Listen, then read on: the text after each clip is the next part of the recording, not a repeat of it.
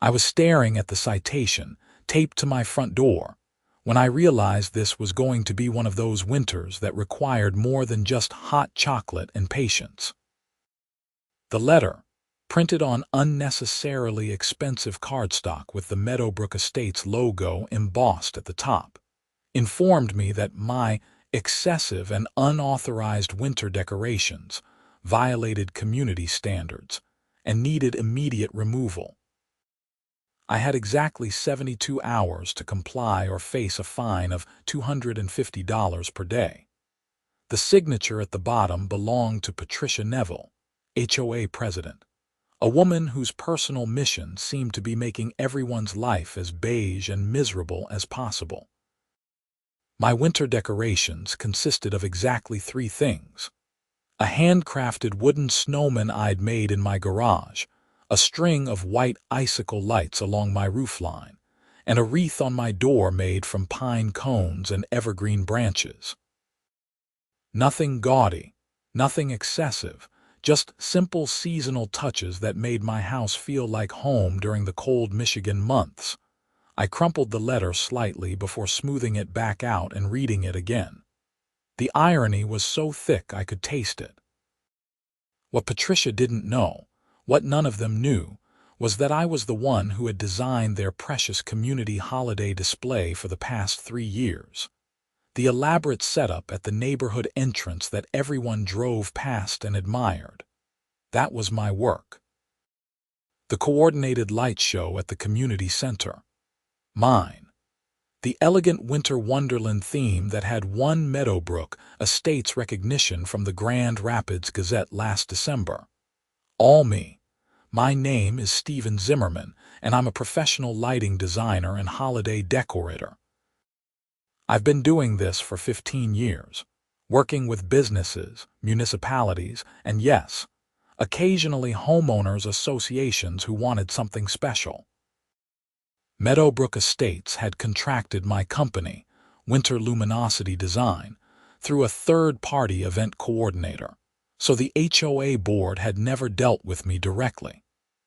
They had no idea that the guy they were harassing lived 3 streets over from their community center. I walked back inside, the November wind cutting through my flannel jacket. My golden retriever, Murphy, looked up from his bed near the fireplace, tail thumping hopefully. "Not walk time yet, buddy," I said, scratching behind his ears. "I've got to deal with something first."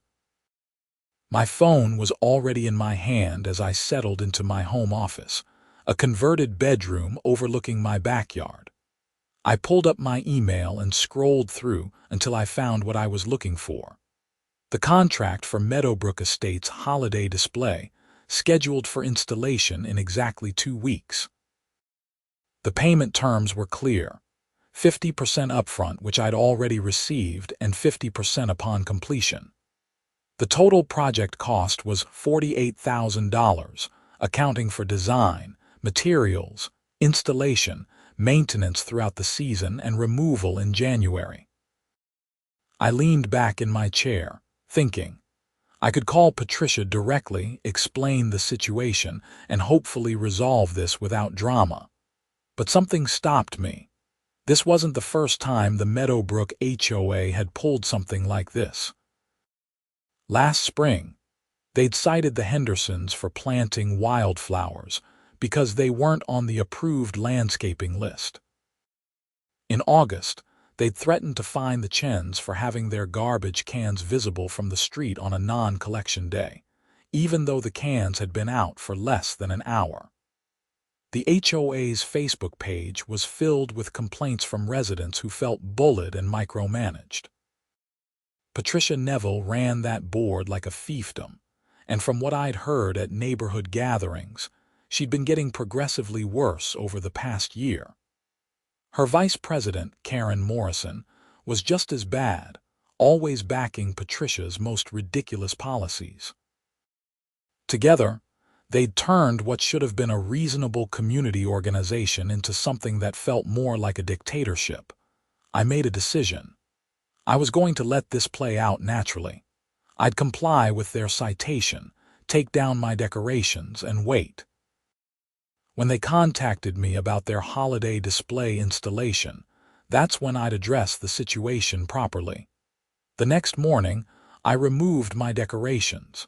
It took maybe 20 minutes. The wooden snowman went into my garage, the icicle lights came down from the roof, and the wreath found a new home on my back patio door where it wasn't visible from the street. My house looked bare and unwelcoming, just like every other house in the neighborhood that hadn't dared to add any personal touches. My neighbor, Tom, came over while I was coiling up the lights. "They got you too?" he asked, shaking his head. He was in his 60s, retired from Ford, and had lived in Meadowbrook for almost 20 years. "Patricia's been going house to house all week, looking for violations. I think she's trying to raise money for something." "Raise money how?" I asked, securing the light coils with twist ties. "The fines. Word is the HOA account is lower than it should be. Some people think Patricia's been using it for personal expenses, but nobody can prove anything. Either way, she's been extra aggressive about finding violations." That was interesting and potentially illegal, but I filed the information away for later. "Well, she won't be fining me. Everything's down." Tom glanced at my bare roofline and sighed. "Shame, your place looked nice. Tasteful, not like those people who go overboard, just festive." After Tom left, I went inside and drafted a polite email to Patricia, confirming that I'd complied with the citation and requesting clarification on what specific rule my decorations had violated. I attached photos of what I'd had up, noting that everything was temporary, safely installed, and in keeping with seasonal norms. I kept my tone professional and neutral, giving no indication of what was coming. Her response arrived 3 hours later. "Mr. Zimmerman, your decorations violated Section 7.3 of the HOA covenants, which states that all exterior modifications and additions require pre-approval from the Architectural Review Committee. Holiday decorations fall under this purview.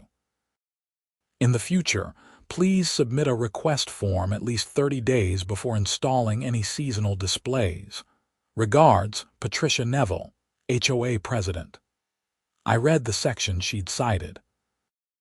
It was vague enough to be interpreted broadly, but had clearly been written with things like permanent structures and major landscaping changes in mind, not temporary holiday decorations. I'd lived in Meadowbrook for 4 years, and this was the first time anyone had applied this rule to seasonal displays. Most people put up Halloween decorations, Christmas lights, and Easter displays without any issues. I replied with a simple thank you and a request for the pre-approval form. Then I waited. The call came on November 15th, exactly on schedule. It was Jennifer, the event coordinator I'd worked with for the past 3 years. "Stephen, hi. Just touching base about the Meadowbrook installation. We're still on track for the 23rd, right?" "Actually, Jennifer, I need to talk to you about that." I kept my voice casual but firm. "I'm going to have to pull out of the project." There was a long pause. "What, Stephen, we have a contract. The installation is in 8 days. What's going on?" "I live in Meadowbrook," I explained. "The HOA just cited me for having winter decorations on my own property without pre-approval. They made me take everything down and told me I need to submit a request form 30 days in advance for any seasonal displays. Given that situation, I don't feel comfortable installing their community display without going through that same approval process, and obviously we don't have 30 days. Jennifer's voice went up an octave. "You're kidding. They cited you. For what?" I explained the situation, including the section of the HOA covenants Patricia had referenced. Jennifer listened, and I could practically hear her blood pressure rising through the phone. "This is ridiculous," she said. "Okay, let me talk to Patricia. This has to be a misunderstanding." I'll call you back. She called back 2 hours later, sounding frustrated. Patricia says the citation stands. She claims your personal decorations were excessive and that the community display is different because it's on common property and has been budgeted for and approved by the board. She says there's no conflict. So she wants me to follow rules that she's not following herself, I asked. The same covenants that required me to get pre-approval also require residents to be treated equally and consistently. She can't enforce one rule for me and ignore it for the community display. Jennifer groaned. What do you want to do? I want to withdraw from the contract. They're in breach of the good faith clause by creating a hostile environment. I'll return the 50% deposit minus expenses I've already incurred for design work and material orders. That's about $4,000 in costs I can't recoup. Stephen, if you pull out, they have no display this year. There's no way to find another designer and get this done in time. That's not my problem, I said, and I meant it. If Patricia wants to be unreasonable about my 3 simple decorations, then she can explain to the neighborhood why they don't have their award-winning holiday display this year. Jennifer was quiet for a moment. Let me make one more call. Don't do anything yet. The next morning, I received an email from Patricia directly. The tone had shifted from authoritative to barely concealed panic. Mr. Zimmerman, it has come to my attention that you are the designer for our community holiday display. I want to assure you that there is no conflict between your citation and our contract for services. Your personal decorations required approval because they are on private property. The community display is on HOA-managed common areas and is therefore subject to different guidelines. I trust we can move forward professionally. The installation is scheduled for November 23rd as planned. I read the email twice, appreciating the careful word choices that completely missed the point. She was trying to create a distinction that didn't exist in any meaningful way. More importantly, she still hadn't apologized or rescinded the citation. I drafted my response carefully. Miss Neville, thank you for reaching out. However, I must disagree with your interpretation. The HOA covenants require consistent application of rules to all residents. By citing me for seasonal decorations while simultaneously installing a significantly larger seasonal display, the HOA is demonstrating selective enforcement. Additionally, Section 7.3 does not differentiate between private and common property regarding exterior modifications and additions. Unless my citation is rescinded, and I receive written confirmation that residents may install reasonable seasonal decorations without pre-approval, I cannot in good conscience proceed with the installation. I will be refunding the deposit minus documented expenses by the end of the week. Best regards, Stephen Zimmerman. I sent the email and immediately started documenting everything. I pulled together all our correspondence, photos of my original decorations, copies of the citation, and the contract terms.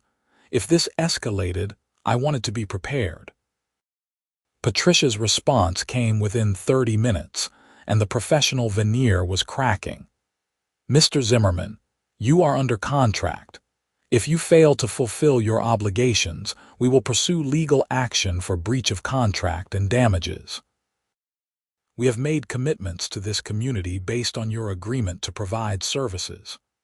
I forwarded the entire email chain to my lawyer, Marcus, who specialized in contract law. He called me that afternoon, laughing. Stephen, this is the most entertaining thing I've read all week. She has no leg to stand on. You have multiple breach claims against them, including hostile work environment and inconsistent policy enforcement. If she wants to sue, let her. It'll cost her way more in legal fees than the contract is worth, and she'll lose. What should I do? I asked. Exactly what you're doing. Stand your ground, but do me a favor, document every interaction. If she escalates, I want evidence." That evening, I received a phone call from an unknown number. I answered to find an angry woman on the other end. "Is this Stephen Zimmerman?" "Yes, who's calling?" "This is Karen Morrison, Vice President of the Meadowbrook HOA Board. I need to speak with you about this situation with Patricia and the holiday display." I put her on speaker and grabbed a notebook. "Okay, I'm listening." "Look, we need this display. The neighborhood has been looking forward to it all year.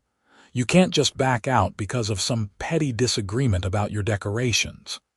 "It's not petty," I said calmly. "It's about consistent policy enforcement. If the HOA is going to cite me for 3 simple decorations, then the same rules should apply to the community display. That's basic fairness." Karen's voice got louder. "The community display is completely different. It's been approved by the board. It's part of our annual budget. We've already told everyone it's happening." "Then you should have thought about that before citing me," I replied. "I'm not asking for anything unreasonable. Rescind the citation. Clarify that residents can have seasonal decorations without pre-approval as long as they're temporary and reasonable, and we can move forward." "We can't just rescind citations," Karen practically shouted. "That sets a precedent. Next thing you know, everyone will think they can do whatever they want." "You mean like decorate for the holidays?" "The horror," I said, letting sarcasm creep into my voice. "Look, Karen, I'm not interested in arguing. The HOA created this situation, and the HOA can resolve it. The solution is simple." She hung up on me.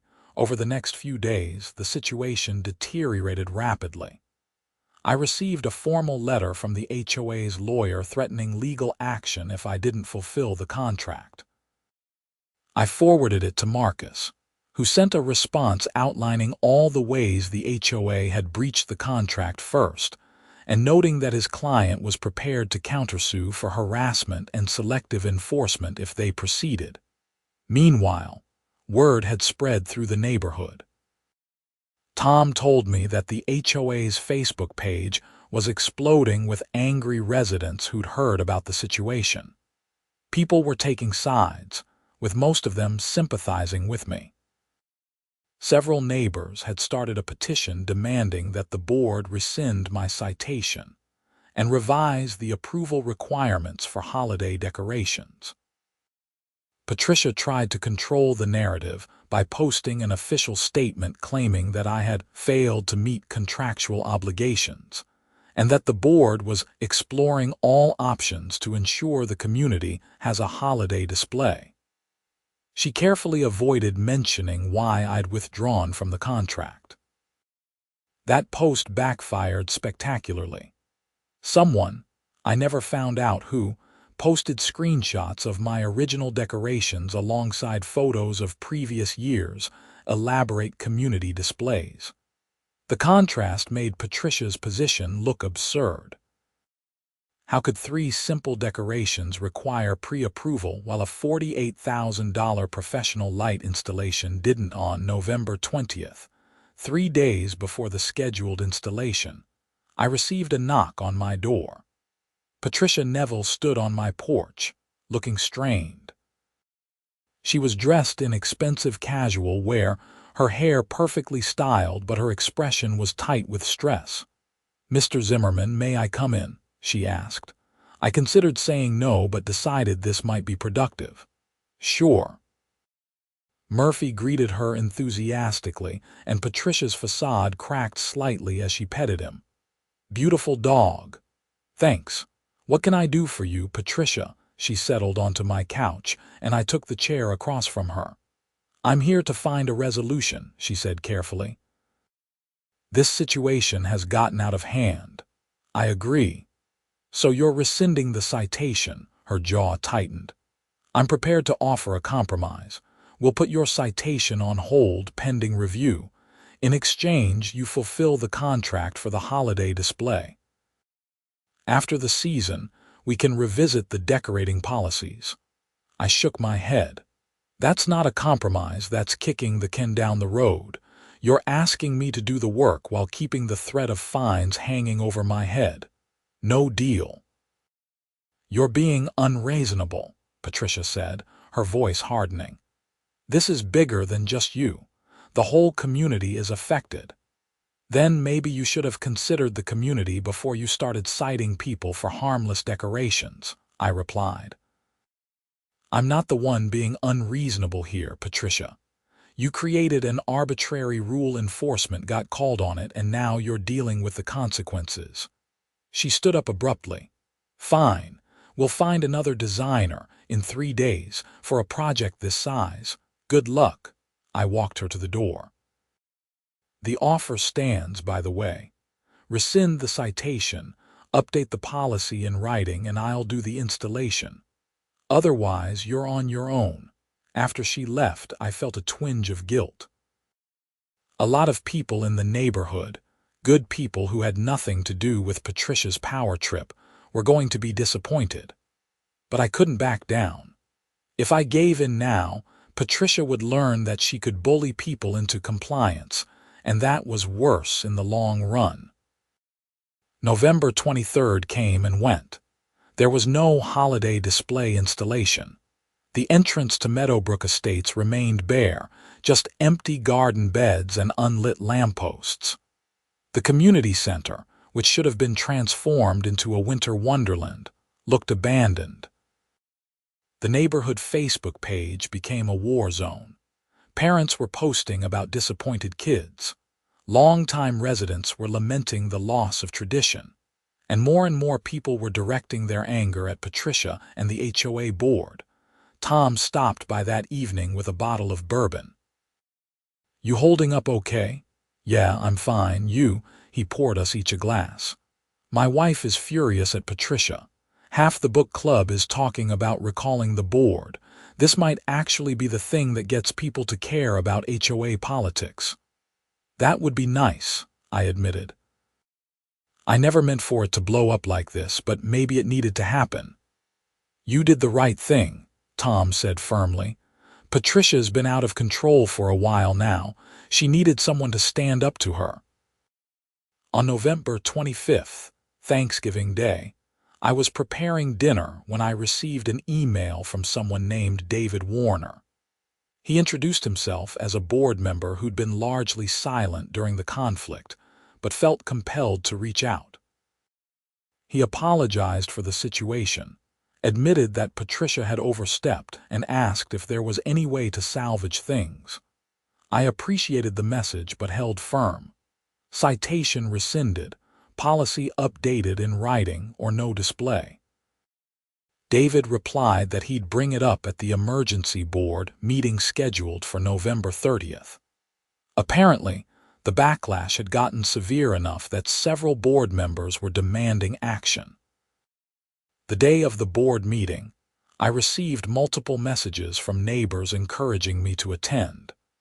The meeting was held at the community center, and when I arrived at 7 in the evening, the parking lot was packed. Over 100 residents had shown up, far more than the usual 5 or 6 who bothered with board meetings. I found a seat near the back, next to Tom and his wife, Linda. The energy in the room was tense, expectant. Patricia called the meeting to order, but before she could get through the standard opening procedures, hands shot up across the room. She tried to follow the agenda, but the crowd wasn't having it. "We're here about the holiday display," someone shouted, "and the citation policy." Another person added. Patricia's face flushed. "We'll get to that. First, we need to approve the minutes from the last meeting." "No," David Warner said firmly, standing up from his seat at the board table. "Patricia, we're addressing this now. That's why everyone's here." Karen Morrison tried to back Patricia up, but the other 3 board members, David, Michelle Torres, and Frank Chen, overruled them. The holiday display issue was moved to the top of the agenda. Patricia gave her version of events, painting me as unprofessional and unreasonable. She claimed I'd used my position as the designer to extort the HOA into changing policies, and that I'd breached my contract without justification. When she finished, David asked if I wanted to respond. I stood up, feeling the weight of everyone's attention. "I'm happy to clarify," I said. "I'm not extorting anyone. I was cited for having a handmade wooden snowman, a string of white lights, and a wreath on my door. The citation claimed I needed pre-approval 30 days in advance for any seasonal decorations. Meanwhile, the HOA expected me to install a $48,000 professional display without following that same approval process. When I pointed out this inconsistency and asked for either equal enforcement or a policy change, I was threatened with legal action. All I've asked for is fairness, equal treatment under the HOA covenants, and respect as both a resident and a contractor." The room erupted. People were shouting support, asking questions, and demanding answers from Patricia. It took several minutes for order to be restored. David took control. "Patricia, did you cite Mr. Zimmerman for his decorations?" "Yes, they violated Section 7.3 of the covenants." "And did you require him to submit a pre-approval form 30 days in advance?" Patricia hesitated. "That's the standard procedure for exterior modifications." "Has that procedure been applied to other residents with holiday decorations?" David asked. Silence. "Because I have Christmas lights up right now," David continued. "So do at least 50 other houses in this neighborhood. I don't recall submitting a pre-approval form. Did you cite any of them?" "That's different," Patricia started, but David cut her off. "How? How is it different?" He looked around the room. "Can anyone explain to me how Stephen's decorations required pre-approval but everyone else's didn't?" Karen tried to answer.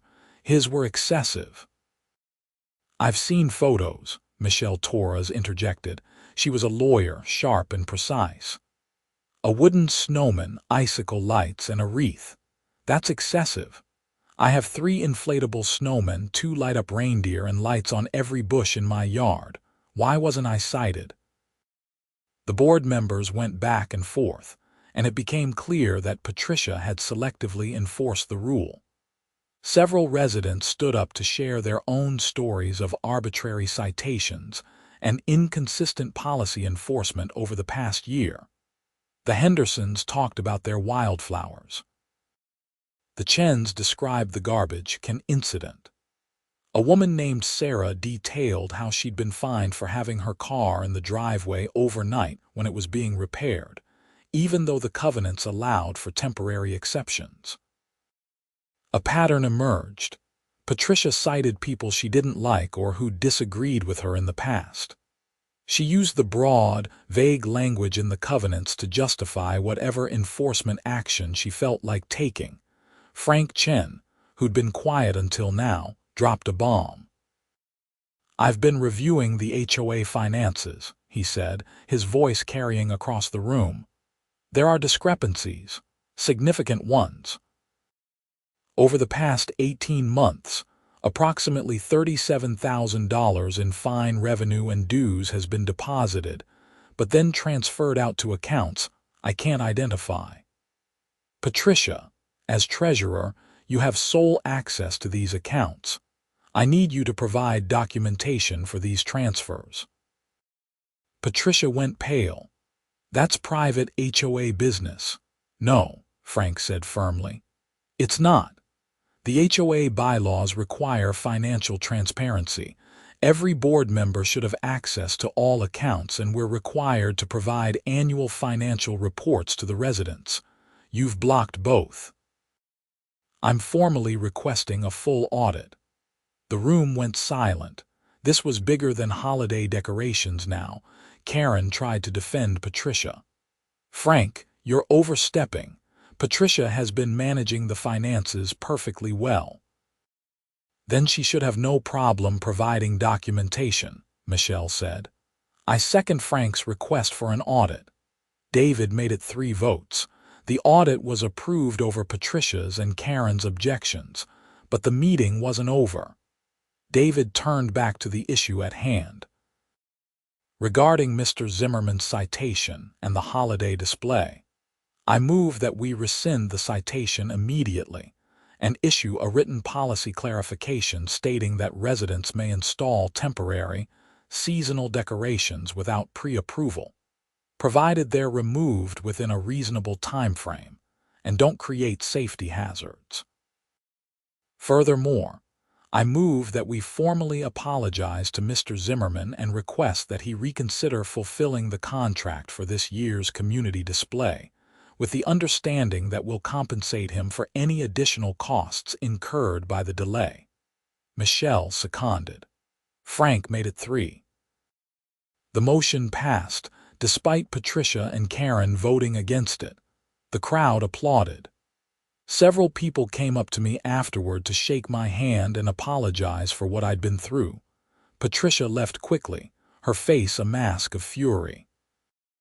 Karen followed, and I heard them arguing in the parking lot as people filed out. David approached me with Michelle and Frank. "Stephen, I'm sorry. This never should have happened. If you're willing to do the display, we'll make it right." I considered. The delay meant we'd lost a week, and we were now heading into December. The installation would be rushed, and I'd need to bring in extra crew, which meant higher costs. "I'll do it," I said finally. "But I need complete autonomy on the design and installation, no interference from Patricia. And the additional costs for expedited work get added to the contract." "Done," David said immediately. "Whatever you need." We shook hands, and I felt some of the tension drain away. This whole situation had been exhausting, but at least it was moving in the right direction. The next morning, I assembled my crew and explained the situation. We had 5 days to complete an installation that normally took 2 weeks of prep and 3 days of setup. Everyone agreed to work extended hours, and I promised bonuses for the rush job. December 1st, we started installation. The design I'd created was spectacular, even if I did say so myself. The neighborhood entrance featured a canopy of lights creating a tunnel effect, with illuminated snowflakes suspended at varying heights. The community center was transformed with projection mapping that made the building look like it was covered in falling snow and moving northern lights. Pathways were lined with luminarias, and the pond was ringed with color-changing lights that reflected off the water. Residents came out to watch us work, bringing coffee and cookies. Kids asked questions about the equipment.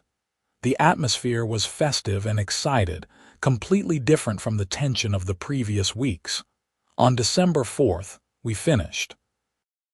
That evening, David organized an official lighting ceremony. The entire neighborhood turned out. There must have been 300 people gathered at the community center.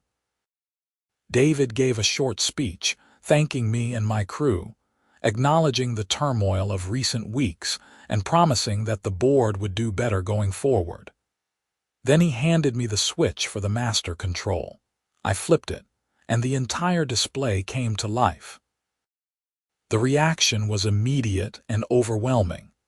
People cheered, kids screamed with delight, and I saw more than a few adults wiping their eyes. It was beautiful, and more importantly, it represented the community coming together after a difficult conflict. Tom found me in the crowd. "You did good, Stephen, not just with the lights, but with everything." The following week, the story got picked up by the Grand Rapids Gazette. A reporter named Jessica interviewed me, and I told her everything, providing documentation. The article, titled "HOA Overreach Leads to Community Reckoning," went viral locally. Other news outlets picked it up, and suddenly Meadowbrook Estates was a cautionary tale about HOA abuse of power. The audit results came back in mid-December. Frank called me personally to share what they'd found. Patricia had been embezzling from the HOA for over a year, using her position as treasurer to hide the theft. The transferred funds had gone to her personal accounts, funding vacations, home renovations, and shopping sprees.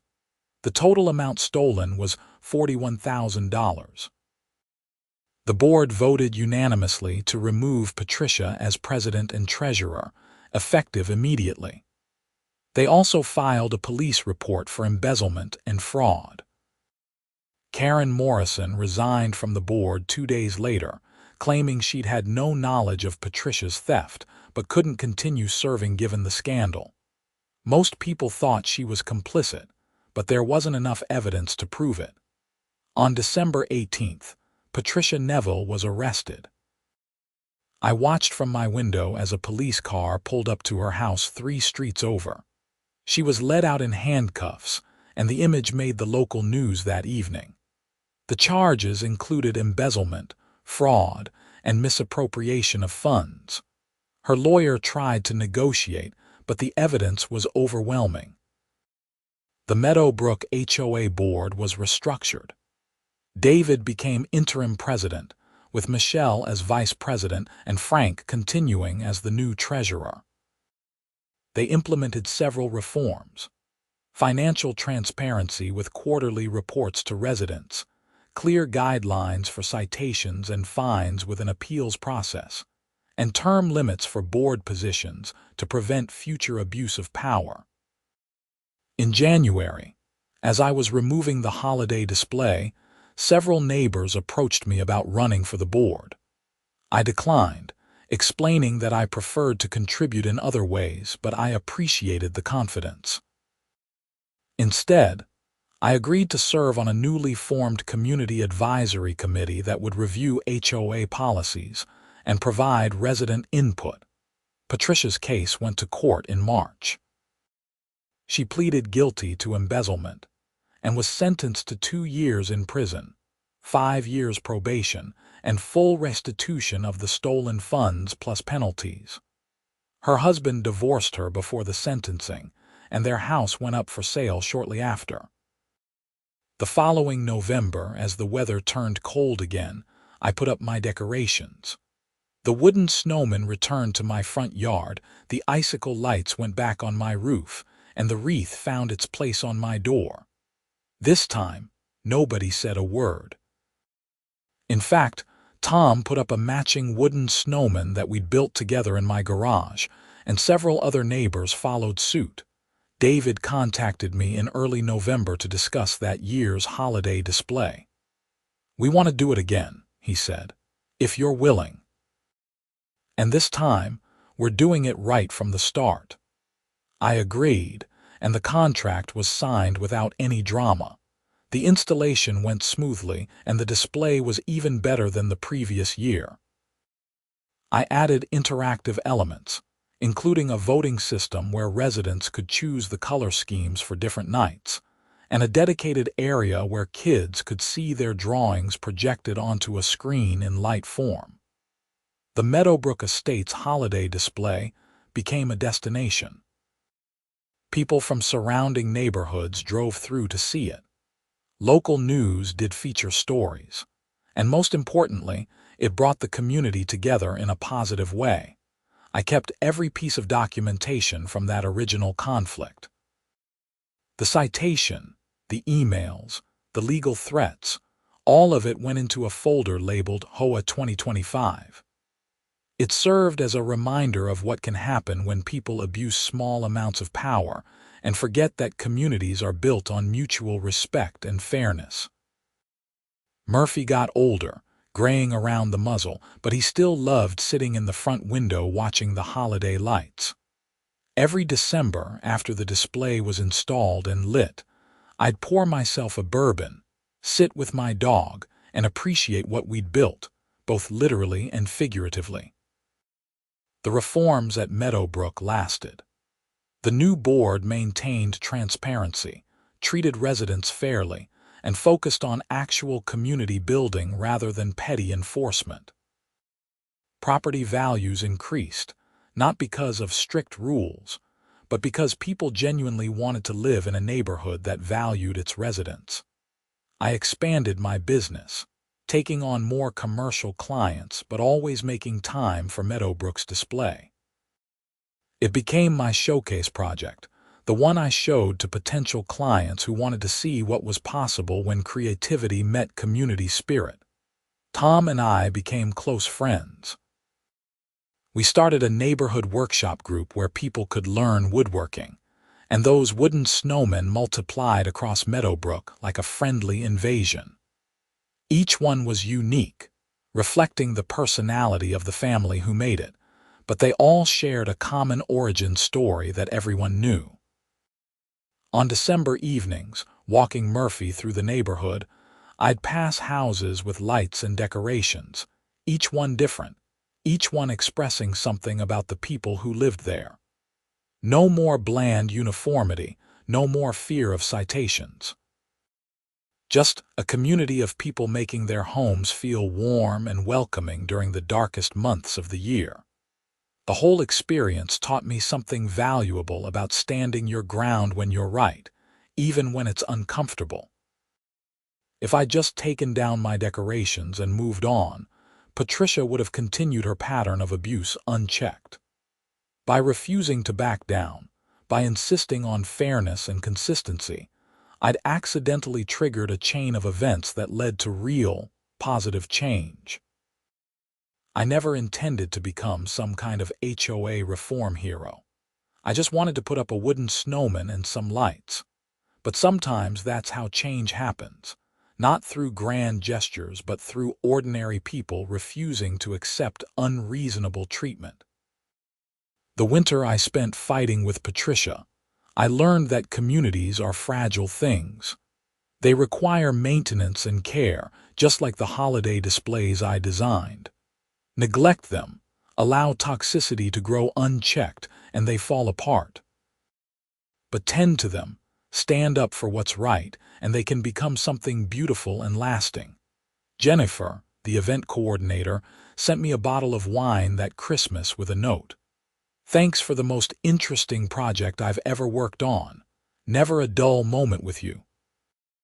I laughed and shared it with Tom and Linda over dinner, recounting the whole saga from start to finish. My business grew steadily over the next few years. The publicity from the Meadowbrook situation, while awkward at the time, actually helped establish my reputation as someone who stood by his principles. Commercial clients like that. Municipalities appreciated working with someone who understood community dynamics and politics. But Meadowbrook remained special. Every year when I designed their display, I thought about that first conflict, about Patricia's citation taped to my door, about the moment I decided not to just comply but to push back. It reminded me that my work wasn't just about lights and decorations. It was about creating spaces where communities could come together, celebrate, and remember what mattered. The wooden snowman I'd built, the one that started everything, developed a kind of legendary status in the neighborhood. New residents would hear the story and come by to see it.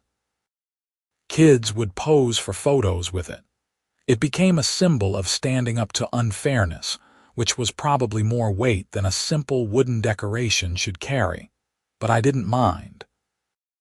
Years later, when David finally stepped down as HOA president after serving the maximum term allowed under the new rules, he asked me to speak at the annual meeting. I talked about community, about the importance of fair leadership, and about how a simple holiday decoration had sparked a transformation. People laughed at the absurdity of it all and applauded the outcome. Patricia never returned to Meadowbrook after her release from prison. Her ex-husband had moved away, the house had been sold, and she'd apparently relocated to another state to start over. I didn't feel any particular satisfaction about her downfall. It was just sad that someone had let power and greed corrupt them so completely over something as minor as HOA leadership. Karen Morrison, however, did eventually return to the neighborhood. She kept a low profile, never attended meetings, and generally stayed out of community affairs. Some people held grudges, but most had moved on. She and I crossed paths once at the grocery store, and she looked like she wanted to say something but ultimately just nodded and walked away. I nodded back. There was nothing left to say. The holiday display tradition continued to grow. By the 5th year, we'd added interactive elements that drew families from across the region. I partnered with local businesses to create a winter festival around the lighting ceremony, with food trucks, craft vendors, and entertainment. The HOA used the event to raise money for local charities, turning something decorative into something meaningful. Murphy passed away in the spring of his 13th year. I buried him in the backyard, under the maple tree he'd loved to nap under during summer afternoons. That next winter, I added a small memorial to the holiday display, a lighted silhouette of a dog sitting peacefully, looking out at the lights. Lots of people in the neighborhood had lost pets over the years, and it became a place where kids would go to remember their animals, leaving small ornaments and notes. Tom's wife Linda got sick the following year, cancer that moved too fast for treatment to catch. The neighborhood rallied, bringing meals, helping with yard work, sitting with Tom while Linda slept. When she passed in October, the whole community turned out for the funeral. That December, Tom asked if we could dedicate the lighting ceremony to her memory, and the board agreed immediately. We added a memory wall where people could post photos and notes about loved ones they'd lost, illuminated softly so people could visit and remember. The holiday display had evolved into something bigger than decoration. It became a focal point for community grief, joy, celebration, and connection. None of that would have happened if Patricia hadn't issued that citation, if I hadn't pushed back, if the community hadn't been forced to confront what kind of neighborhood they wanted to be. I thought about that sometimes, how a moment of conflict can become a catalyst for something positive. Patricia intended to assert control, to put someone in their place, to demonstrate her power. Instead, she'd accidentally created conditions for real community building. It was ironic in a way that probably would have infuriated her if she'd understood it. My work continued to evolve. I started mentoring younger designers, teaching them not just the technical aspects of lighting and installation, but the community dynamics that made projects succeed or fail. I told them the Meadowbrook story as a lesson in standing firm on principles while remaining open to resolution. The neighborhood itself thrived. The reforms lasted, the board remained accountable, and residents felt empowered to participate in community decisions. Property values increased steadily, not through restriction and control but through genuine community appeal. Young families moved in, attracted by the sense of neighborhood cohesion that had developed. Every November, when I pulled out that wooden snowman and set it up in my front yard, I felt a sense of satisfaction that went beyond aesthetics. It represented something important, the idea that ordinary people, standing up for reasonable principles, could create meaningful change. The snowman was just wood and paint, but it symbolized resistance to petty tyranny and the power of community values over individual control.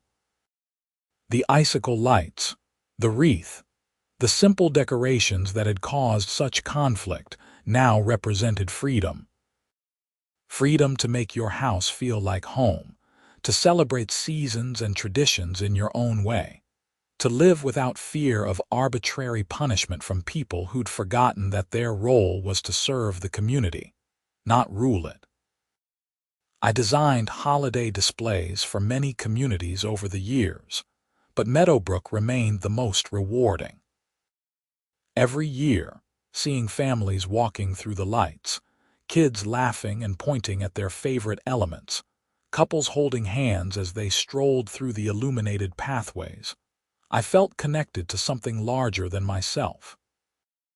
The winter decorations that had started everything remained simple and personal on my own house. I never felt the need to escalate or compete with the elaborate displays I created professionally. The wooden snowman, the white icicle lights, the pine cone wreath, they were enough. They represented home, tradition, and a reminder of an important moment when I'd chosen to stand up rather than back down. Tom eventually remarried, a kind woman named Diane who'd moved to Meadowbrook the year after the Patricia situation. They'd met at one of the holiday lighting ceremonies, bonding over their shared love of community events and woodworking.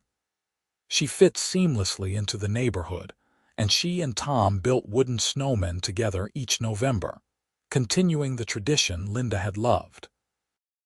The Community Advisory Committee I joined became an important part of Meadowbrook's governance structure.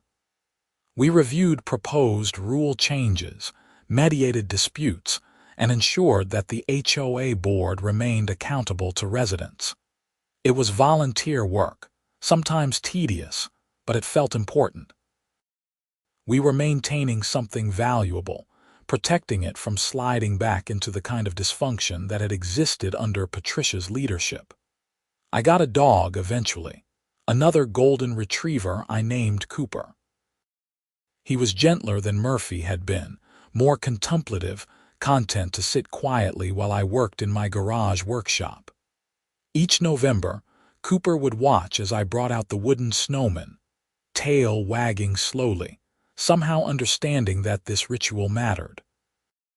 The Grand Rapids Gazette did a follow-up story 5 years after the original incident, examining how Meadowbrook had changed and evolved.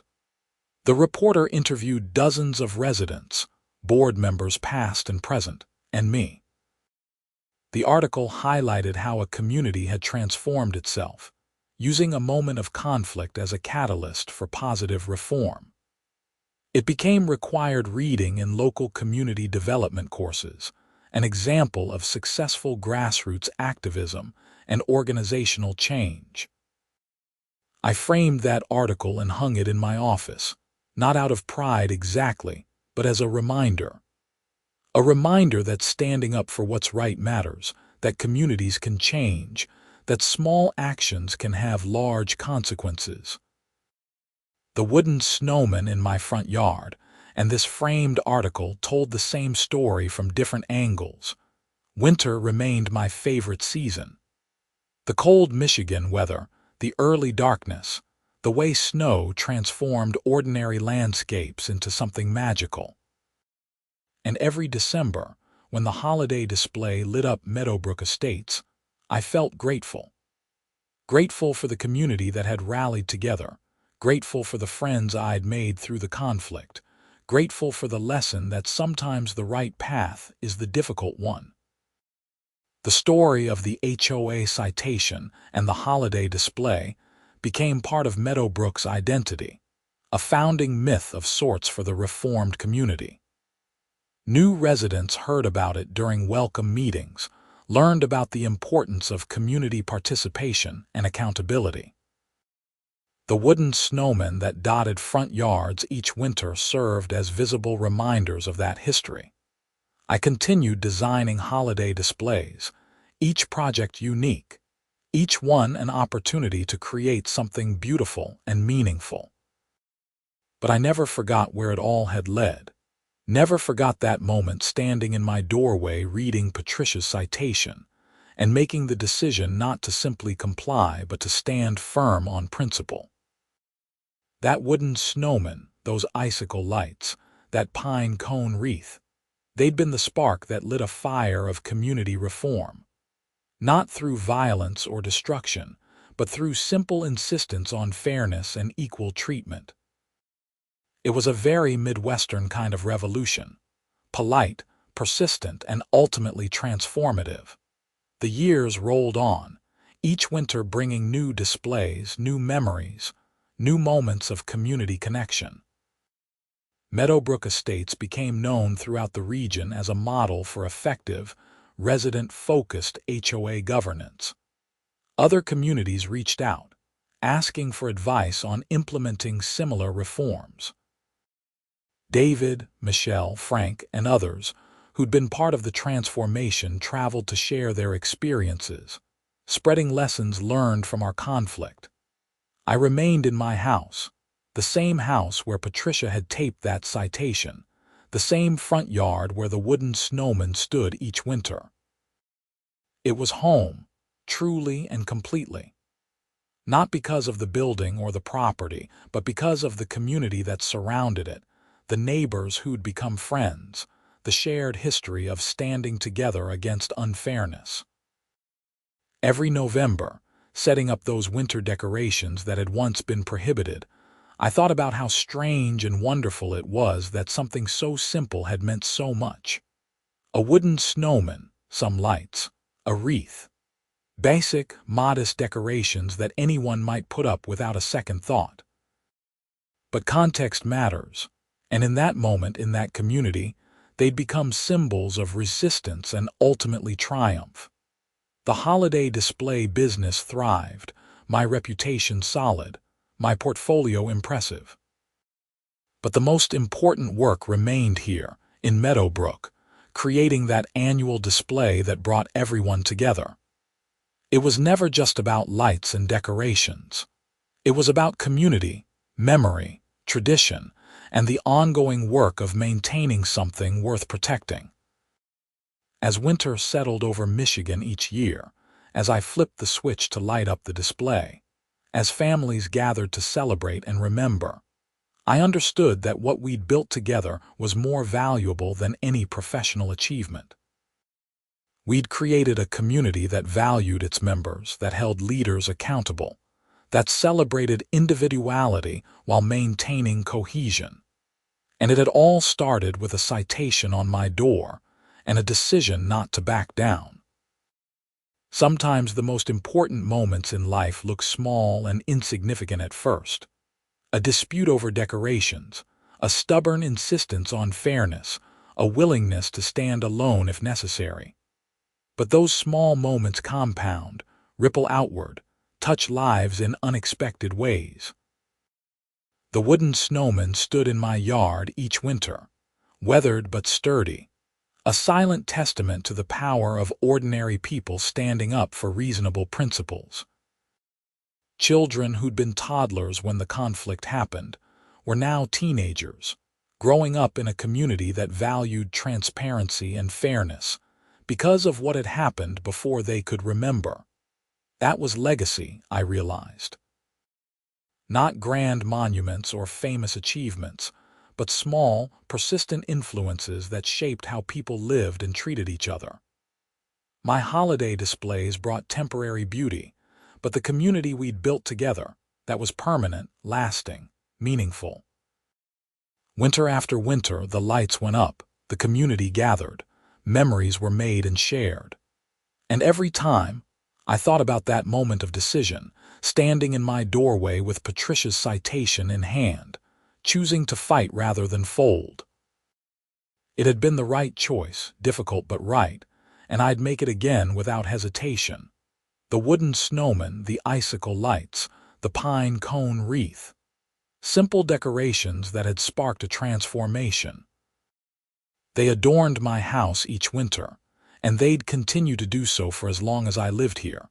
A permanent reminder of what had been fought for and won. Not just the right to decorate, but the right to be treated fairly, to have a voice, to build a community based on respect rather than control. And that, ultimately, was worth fighting for. Worth the conflict, worth the stress, worth the risk. Because communities matter, fairness matters, and sometimes one person standing up can make all the difference. The holiday lights shining across Meadowbrook, each December illuminated more than pathways and buildings. They illuminated what a community could become when people chose to care, to participate, to demand better. That was the real story behind the wooden snowman and the HOA citation. Not just a conflict resolved, but a community transformed, lessons learned, and a neighborhood that became genuinely worth living in. Every winter, The lights told that story to anyone who took the time to listen. And I was grateful, deeply grateful to have been part of it all.